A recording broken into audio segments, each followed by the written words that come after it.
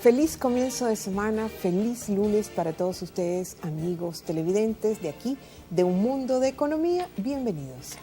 Bienvenidos todos. Hoy, lunes 13 de marzo, vamos directo con nuestra sección de la noticia económica de la semana. Darcy, ¿cuál es la noticia? Sí, la noticia de esta semana, Fidel, es que mientras más haya demora en tomar medidas económicas, pues eso lo que va a ocasionar es que la crisis se agudice cada vez más.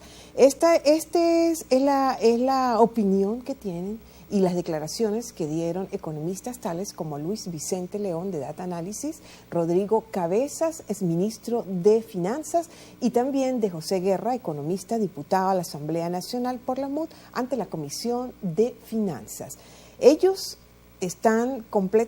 coinciden y están de acuerdo en que si mientras más se prolongue las medidas económicas, los ajustes macroeconómicos que hay que hacer, esto agudizará la crisis sobremanera y sobre todo se incrementará cada vez más los niveles inflacionarios. Si no se toma un plan de corrección en cuanto a cómo dirigir la economía en materia cambiaria, en materia sobre todo políticas de producción, de darle más a los productores, porque fíjate que el gobierno a comienzos de febrero, exactamente el 3 de febrero pasado, anunció de algunos ajustes que iban a hacer en política cambiaria.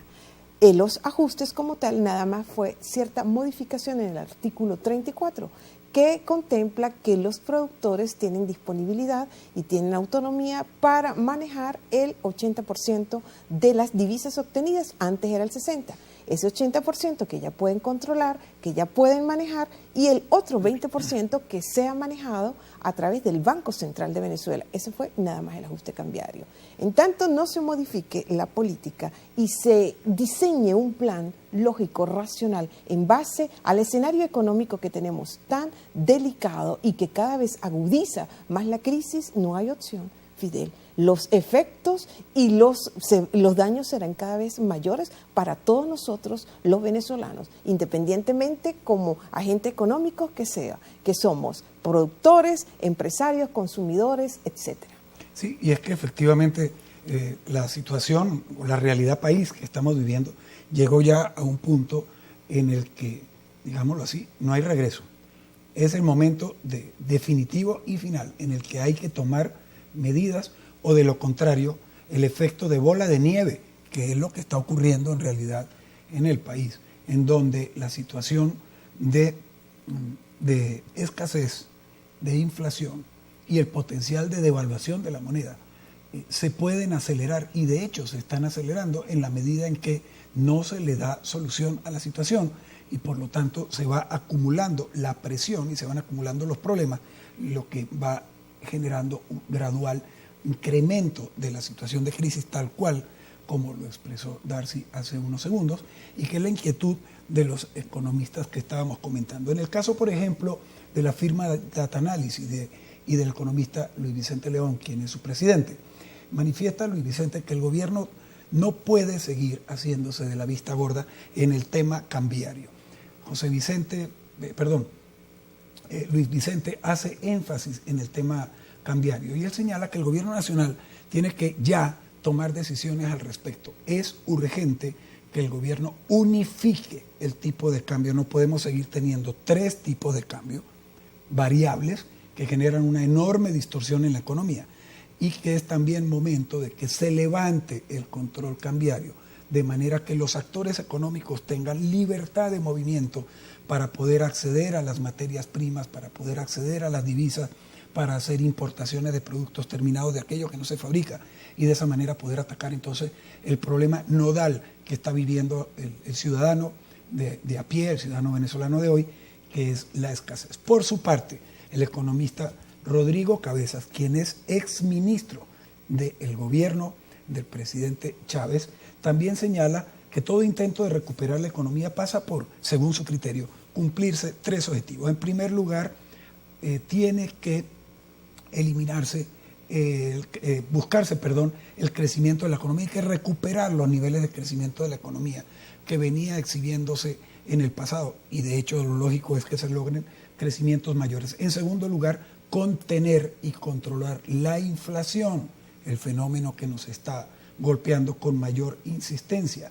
Y en tercer lugar, pues tiene que buscarse resolver el problema del abastecimiento, el problema de la escasez. Si no se logran controlar estos elementos, según Rodrigo Cabezas, la economía se va a fracturar definitivamente y estaremos en presencia de un colapso total. Ese es el planteamiento. Sí, el planteamiento y la demora, Dios mío, para tomar esta medida. No se han tomado ¿Pero años. por qué exactamente? Ya son más de 3 lustros de conflicto total que nos permiten, como participantes activos, en algún modo u otro del conflicto, no creer, por muy difícil o casi imposible, que un diálogo con los mismos designados de siempre y con simples observadores, sin ningún poder mediador, o unas elecciones para revocar al presidente o para elegir gobernadores, o inclusive la aplicación de la Carta Democrática, le van a brindar a los venezolanos, a nosotros los venezolanos, la opción de enfrentarse inteligentemente con el colapso que como habitamos de un país atascado, como habitantes, perdón, de un país atascado con las trabas de todo tipo que se presentan.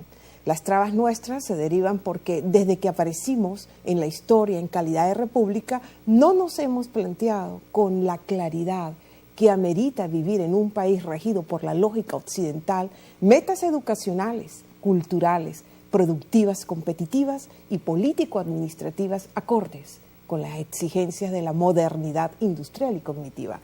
Cualquier cosa que nos pase como consecuencia del conflicto que por nuestras taras ancestrales no hemos podido nosotros mismos resolver, no será sino paliativos circunstanciales que nos tocaron y que no tocaron más hondamente nuestra problemática social. Ojalá que de a poco, aunque sea, vayamos captando que todo lo que nos acontece es sencillamente debido a que no hemos aprendido a aplicarnos sobre todo esa sana práctica de la autoobservación y de la autocrítica. Hasta aquí esta sección y esta reflexión en base a la noticia manejada en este segmento. Vamos a cumplir compromisos comerciales y ya regresaremos con más de Un Mundo de Economía por aquí, por Televisora del Táchira.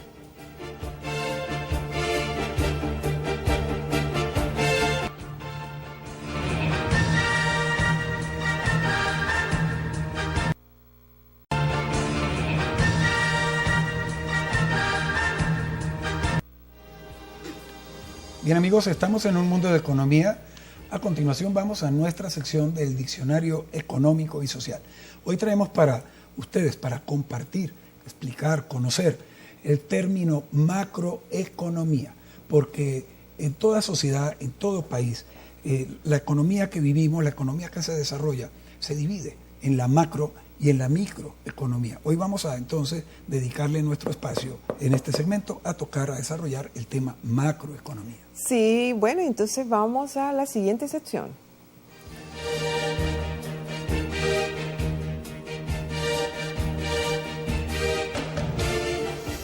La economía tiene 2 ramas, una es la microeconomía y otra es la macroeconomía. Hacemos hincapié en este segmento, como término, en la macroeconomía, que es la rama de la economía que aborda científica y técnicamente los procesos y las relaciones de producción dentro de una visión compleja de conjunto. El conjunto pudiera ser los indicadores económicos globales del mundo, de una región o de un país en específico, que son objeto de estudio y de análisis de la macroeconomía. En lo relativo a un país, los agregados determinantes de su renta nacional, de sus niveles de crecimiento o los grados alcanzados de desarrollo se le consideran como indicadores macroeconómicos. ¿Por qué? Por la gruesa y por la densa realidad de la hipercrisis país aquí en Venezuela. El gobierno guarda a discreción indicadores tales como los datos de la inflación, del desempleo, de la producción nacional, que es el Producto Interno Bruto, entre otros, los cuales pertenecen al amplio campo de la macroeconomía. Hasta aquí este término, esta es la concepción que maneja la ciencia económica. Fidel, sí. Fíjate que es importante decir lo siguiente, ¿no? La macroeconomía para ustedes aquí el problema que tenemos en Venezuela es de orden, sobre todo, de grandes distorsiones macroeconómicas. Y para llevarles a ustedes la simplificación del concepto, le pedimos para que lo precisen, para que lo agarren, lo fijen a cada uno de ustedes. Ahí está en pantalla la lámina que les llevamos con muchísimo gusto y que refiere que la macroeconomía, como les decía anteriormente, es el estudio de una zona, país o grupo de países considerada en su conjunto y empleando magnitudes colectivas o globales, como la renta nacional, el empleo, las inversiones, el gasto público, las tasas de interés o las importaciones y exportaciones. Fidel, esas son variables macroeconómicas. Sí, y que son vitales en la economía porque pues la macroeconomía dicta las pautas y la macroeconomía sin lugar a dudas responde a la política económica que desarrolla el país y al resultado de las relaciones económicas que tenga el país con el resto del mundo, traducido al desempeño económico del país. Entonces, es el desempeño económico más las políticas económicas que diseñan los gobiernos a nombre del Estado y que ejecutan con el paso del tiempo los que definen efectivamente el comportamiento de la macroeconomía, que son estos indicadores que estaban ustedes observando en pantalla y que les comentaba Darcy. La inflación, por ejemplo, el empleo o la tasa de empleo o la tasa de desempleo global, la generación de riqueza y de producción del conglomerado nacional, que es lo que conocemos como el Producto Interno Bruto, por mencionar algunos, porque de hecho hay más indicadores macroeconómicos. Pero esos indicadores macroeconómicos pues generan, como les decía, ese ambiente, ese ámbito global dentro del cual se desempeñan todos los actores económicos internos de un país y de las relaciones que estos puedan tener con, digamos, sus pares, ¿no?, de otras sociedades en la relación económica, por ejemplo, comercial, de importación y exportación de bienes y servicios, o en lo que tiene que ver al movimiento de capitales, por ejemplo, en el campo de la inversión. Todo eso está definitivamente determinado por el comportamiento de los indicadores macroeconómicos. Por eso es que lo macro es tan importante. Y lo macro se escapa, por cierto, del control, digamos, de los actores económicos, porque deriva, repito, del desempeño de la economía, por un lado, la cual a su vez también deriva del diseño y la ejecución, de la calidad del diseño y de la ejecución de las políticas económicas públicas.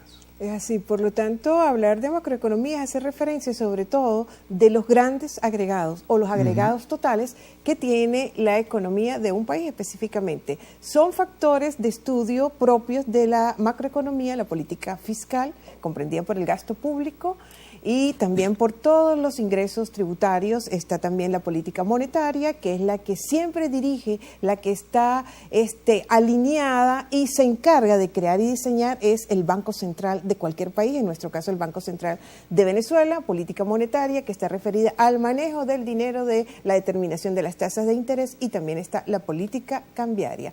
Nuestros problemas macroeconómicos aquí de la economía nacional, agudizados cada vez más, nada más con tres medidas a tomar macroeconómicamente, que son estas, para ir solventando la crisis, para ir atacándola de frente, problemas graves de orden macroeconómico. ¿Y qué hacer? Simplemente sincerar el gasto público, igualmente la disciplina fiscal y la unificación cambiaria. Sí. Son tres medidas a tomar. Porque son problemas macroeconómicos que presenta el entorno nacional, y de ahí las distorsiones. Sí, porque limitan el mal desempeño en ese campo, pues limita el acceso. Por un lado, limita la presencia, la existencia de los recursos para poder, digamos, manejar la economía del país. Y por el otro lado, por supuesto, limita el desempeño de esos recursos. Por ejemplo, el gasto fiscal desordenado, que es característico en Venezuela, no de ahora, de siempre, ¿no?, que implica que el país o que el gobierno gasta más que lo que le ingresa. Pues entonces estamos trabajando permanentemente en números rojos, en déficit.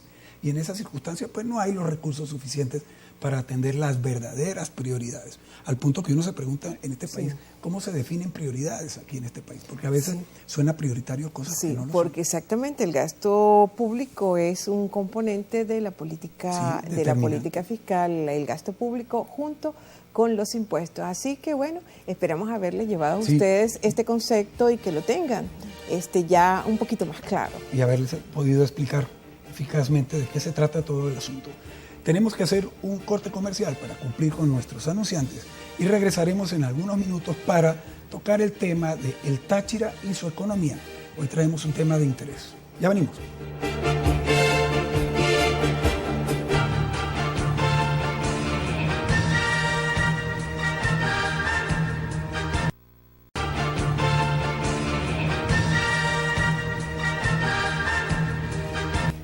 Y nosotros estamos de vuelta con más de Un Mundo de Economía. En esta parte del programa se corresponde a Táchira y su economía y no podemos dejar de mencionar esa nueva normativa, esa resolución tomada y por el Gobierno Nacional, comunicada por el vicepresidente de la República, Tarek El Al-Aissami, y es referente a las panaderías. Es decir, esa nueva normativa en cuanto a la asignación, estipulación de venta de pan, de asignación de cantidad de harina, etcétera, etcétera, y que por supuesto va a ser tomada inicialmente para la Gran Caracas, para el Distrito Capital, pero que no deja de preocupar a todos los productores, a todos los panaderos a nivel nacional y por supuesto aquí a los productores de pan de nuestro estado Táchira.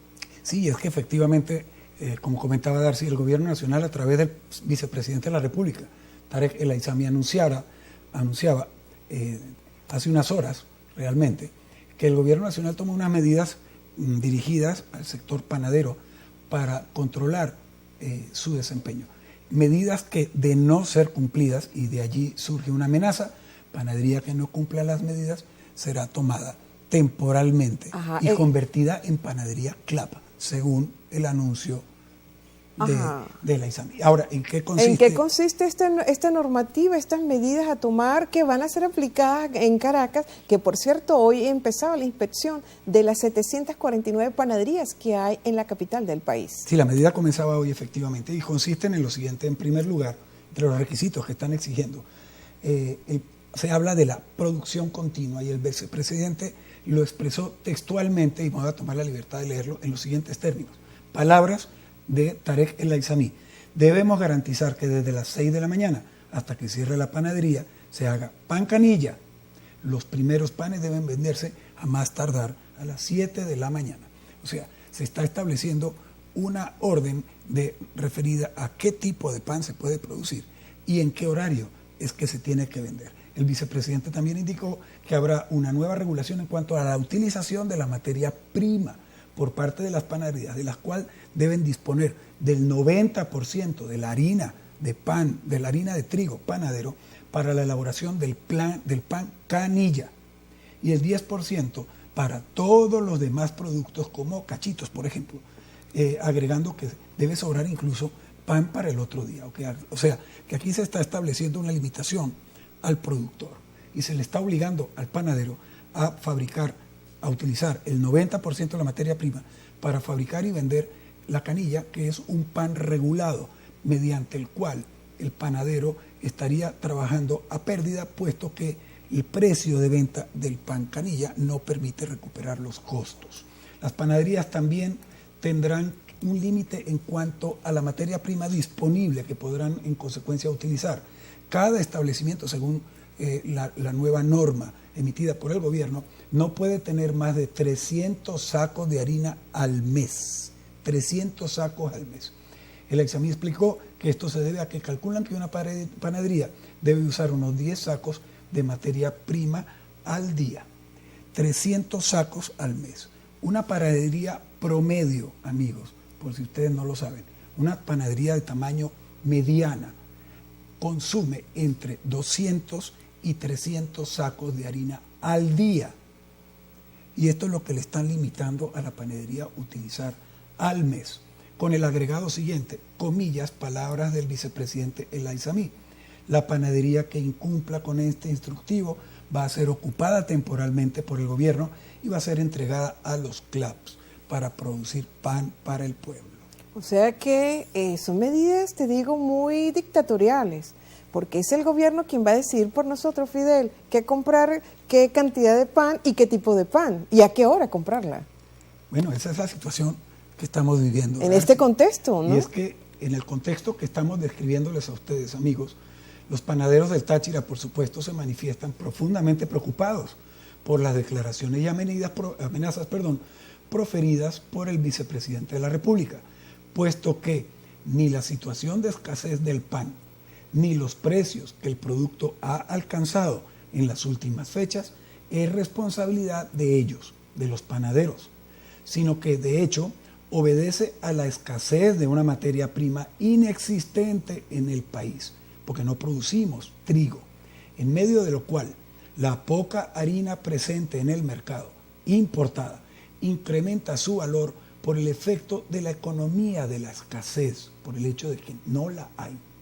Los panaderos del Táchira piensan que si esas medidas y amenazas se concretan en la capital, serán extendidas a todo el país, lo que en palabras de algunos de ellos, con los que hemos podido conversar entre ayer domingo y esta mañana de lunes, marcará la desaparición del sector, de sus negocios, y pondrán en peligro y eliminarán más de 42,000 puestos de trabajo tan solo aquí en el estado Táchira. A toda vista, una medida como esa, de concretarse, solo busca la total intervención del sector para ocultar la realidad de la ineficiencia económica gubernamental, culpar a terceros de los nefastos resultados y, como guinda de la torta, expropiarles sus negocios y convertirlos en panaderías CLAP.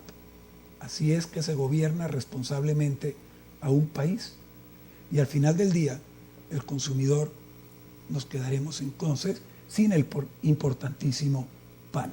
La noticia no es nada halagadora. Por supuesto que no, porque es el gobierno el que ahora va a decir por nosotros qué cantidad de pan comprar, qué tipo de pan, a qué hora buscarlo, y la limitación en la oferta, pan canilla, y lo que quede del 10% de harina de trigo, que se haga en las torticas o en otros tipos de panes. Entonces, más estandarización del consumo y más aburrimiento a la hora No puede ser de atacar las medidas y empezar a incrementar la producción. Esa no es la forma. Por favor. La forma es importar la harina, asignar los dólares para la importación de harina y permitir que el fabricante produzca.